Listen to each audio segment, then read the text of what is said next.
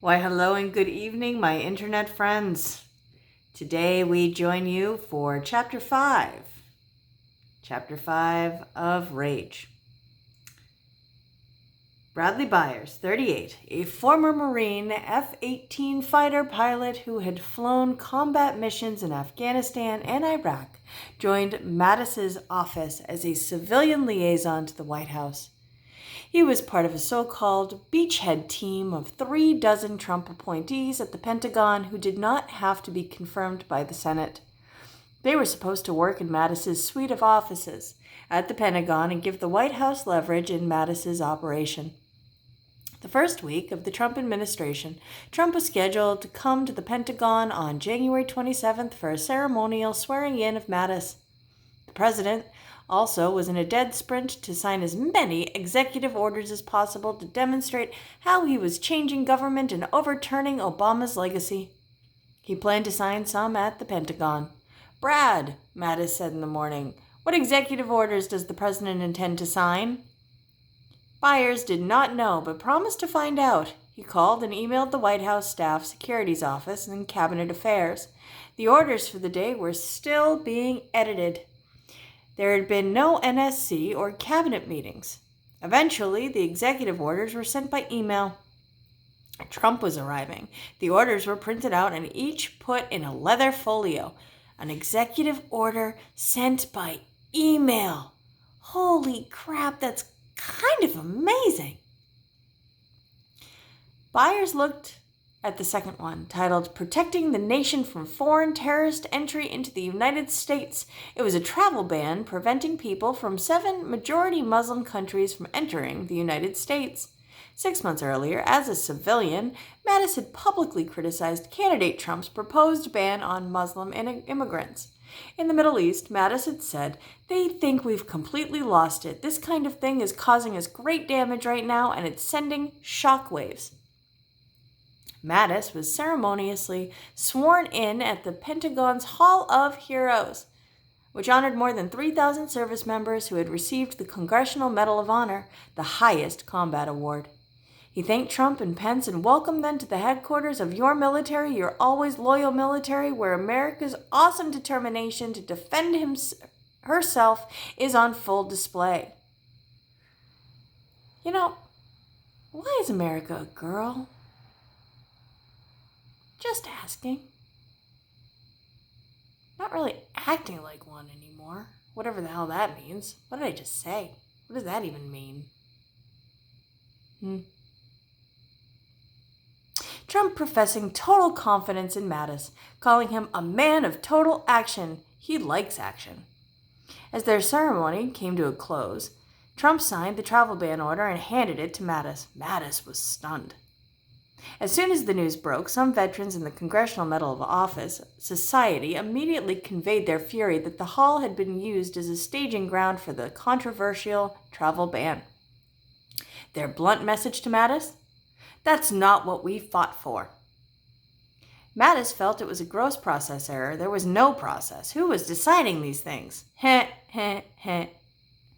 The travel ban, which began as a campaign promise made in December 2015 when he called for a total and complete shutdown of Muslims entering the United States until our country's representatives can figure out what the hell is going on, became a symbol of Trump's anti-immigrant attitudes and policies. On March 19, 2017, the Washington Post ran an article saying that many in the Pentagon privately called Byers the Commissar, a Soviet-era communist official who was supposed to monitor the loyalty of commanders. Mattis saw the article and asked Byers to stick around after the morning meetings. "I suppose you read the article," Mattis said. "If you're going to float around these circles, you better get used to it. They will either figure out the bad stuff about you or they'll make it up." He told some funny stories about times he thought the press got it wrong about him when he was a general. When Byers left the office, a large group was standing outside for another meeting. "Hey, young man," Mattis said loudly so everyone could hear. "You keep your sense of humor, and when all else fails, fuck 'em." "So the White House thinks they're your guy," Mattis later told Byers. "And I've got you."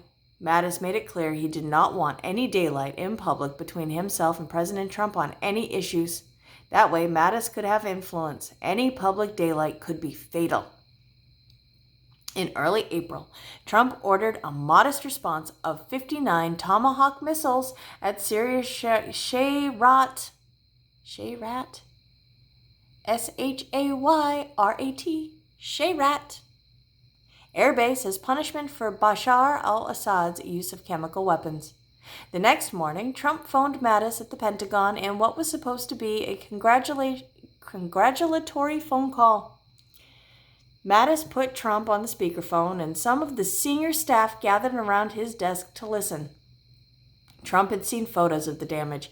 "I can't believe you didn't destroy the runway," the president shouted. He was in a rage and seemed beside himself. "Mr. President," Mattis finally responded, "they would rebuild the runway in 24 hours and it would have little effect on their ability to deploy weapons. We destroyed the capability to deploy weapons for months. That was the mission the president had approved, and they had succeeded." In April, Byers carried a letter from Secretary of Commerce Wilbur Ross to Mattis about an investigation into steel and aluminum tariffs the president, a strong believer in tariffs, had ordered. Yeah, lots of good that did us. The president believes a lot of things that are wrong or misguided. Domestic production of steel was in jeopardy because of cheaper foreign imported steel. "Brad," Mattis said after reading the letter, "I've got North Korea, I've got Syria, I've got the Horn of Africa all on fire. I don't give a shit about steel." But he did care about the alliance with South Korea, a major exporter of steel. Any tariff could severely damage the critical relationship. "Deal with it," Mattis said. Mattis sent a memo to the White House reporting the U.S. military steel usage represents 1.5% of the total U.S. steel demand, and the military would be able to acquire the steel necessary to meet national defense requirements.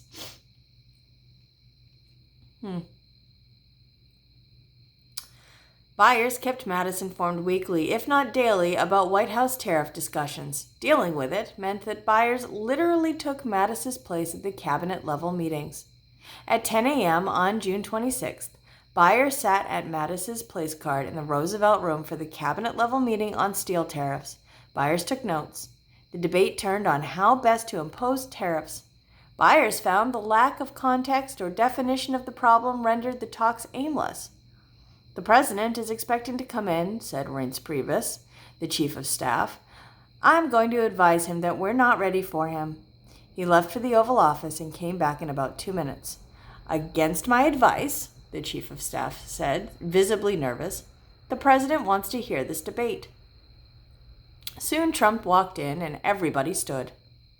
"We're going to put a tariff on all steel and aluminum on everything coming in," the president said, "and see what happens." This approach drove Gary Cohn, the chief White House economic advisor, crazy. He'd argued passionately that the American economy was too important to haphazardly experiment with. "You think?" The president added that they should not worry about NAFTA, the North American Free Trade Agreement, which he was trying to renegotiate. Then he shifted to trade deficits, especially with South Korea. "We are a consumer-driven economy," Cohn said, reminding the president of the consequences of imposing tariffs. "And the prices are going to go up, and that's going to have significant impact on our gross domestic product, overall economic growth. We need 3% gross domestic product growth," Mick Mulvaney, the director of the Office of Management and Budget, agreed, "or we are out of business." "The world is taking advantage of us," Trump said, batting away their concerns. "And it's time for a change. I would love to leave South Korea. America was being taken advantage of. The United States was paying to keep roughly 30,000 troops in South Korea to protect South Koreans. We are the piggy bank that everyone wants to rob." Trump was jovial and dropped several F-bombs. "Don't worry about everything." Cohen offered one more argument against steel tariffs. "We're not a steel-producing nation. We're a goods-producing nation. If we increase the price of steel, our goods become overpriced and we cannot compete." The internal White House war for and against tariffs continued. Byers was in the Oval Office, seated by the Resolute desk, on July 21st as Trump signed an executive order to assess how to strengthen the manufacturing and defense industrial base. "You're a wrestler?" Trump asked Byers. "Yes, sir, I was," Byers replied. He had been the captain of the North Carolina wrestling team for 2 years and qualified 3 times for the NCAA championships. "Why would you ask?" "Those ears," the president said. "You have wrestling ears."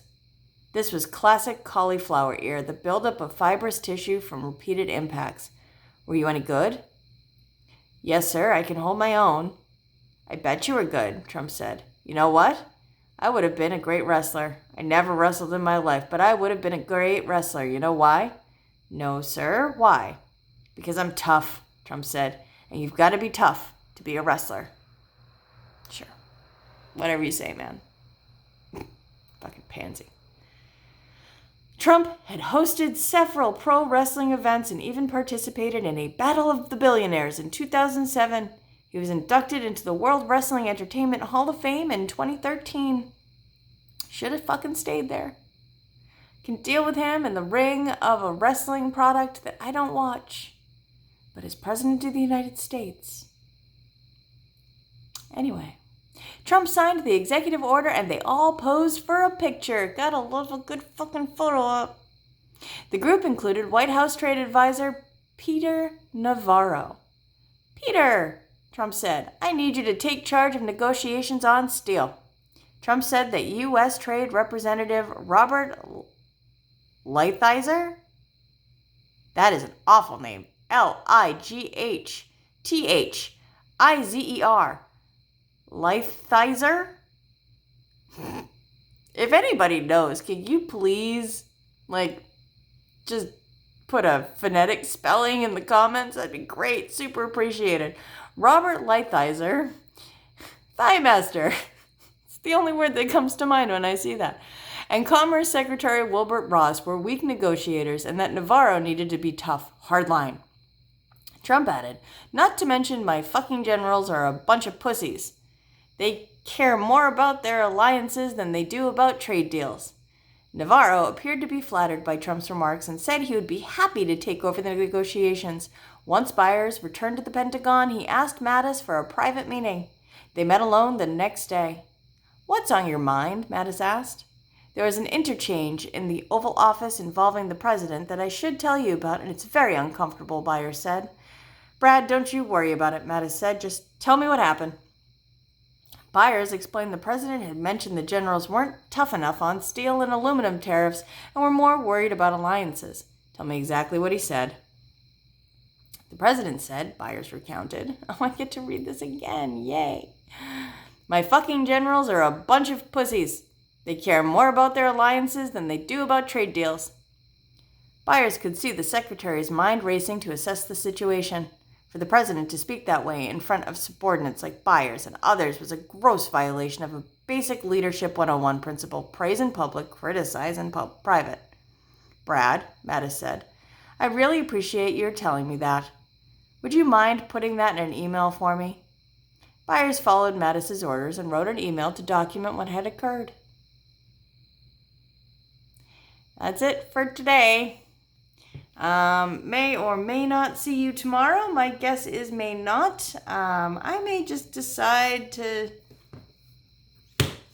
I don't know, sit in a corner, watch the presidential debate, and hope it goes okay. That's all we can do anymore, right? Hope. All right, folks. See you later.